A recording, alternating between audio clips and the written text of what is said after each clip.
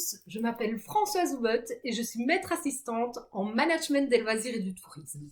Aujourd'hui, j'avais envie de vous parler des goodies. Les goodies, ces petits objets publicitaires qu'on nous offre, qu'on nous donne. Bien, à quoi servent-ils? Pour comment avoir une bonne stratégie de communication à travers les objets publicitaires? C'est ce que nous allons voir maintenant. Alors, ces objets publicitaires, ils peuvent prendre plusieurs formes. Par exemple, un petit carnet, un magnète qu'on nous offre, un mètre, un petit porte-clés, le traditionnel bic, un crayon en bois avec une plante de basilic à replanter, donc avec une connotation plus verte, un outil de sensibilisation, des petits post-it, des casquettes, des blocs, des fardes et encore plein d'autres objets. Alors pourquoi est-ce que les entreprises décident de mettre en place une stratégie qui va utiliser des objets publicitaires? Eh bien c'est très simple, en offrant des objets publicitaires, l'objectif de l'entreprise va être de laisser une trace chez le client.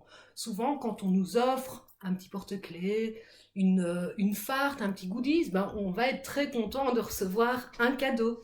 Et ce cadeau, on va le laisser peut-être traîner chez nous, ou on va l'offrir à quelqu'un.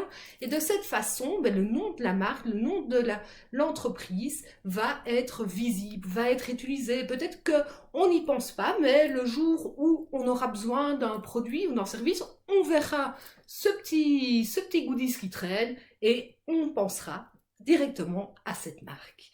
Mais encore plus que ça, faire un goodies pour une entreprise, il faut avoir toute une stratégie de communication qui doit être placée derrière.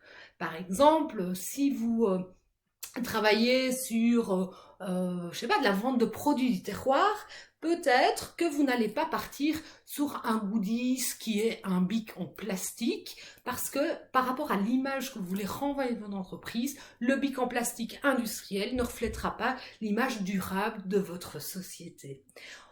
Alors, quand on met en place une stratégie goodies, on réfléchit à quelles sont les valeurs de ma société, quelles sont les valeurs que j'ai envie de transmettre, et est-ce que le goodies est en parallèle avec mes valeurs. Autre chose, pourquoi offrir un goodies à un prospect ou un futur client? En fait, de cette façon, vous allez activer ce qu'on appelle la norme de réciprocité. La norme de réciprocité consiste à activer chez le client le fait que vous lui faites plaisir, vous lui donnez quelque chose et lui se sent redevable. C'est exactement la même chose quand on fait déguster des produits en magasin. Donc on vous fait déguster le nouveau petit saucisson et en contrepartie, alors certains vont manger le saucisson et partir, mais se souviendront peut-être de la marque, du goût, l'achèteront plus tard, d'autres ne l'achèteront pas, et certaines personnes se sentiront obligées, si vous voulez, de l'acheter. Elles se sentiront redevables. Pourquoi? Parce qu'on aura activé cette norme de réciprocité. Je vous offre quelque chose, et nous, on a envie de faire plaisir. En contrepartie, on se sent, entre guillemets, obligé. On achète le produit. Voilà pour ce qui est des goodies et de la norme de réciprocité. Touristiquement vôtre!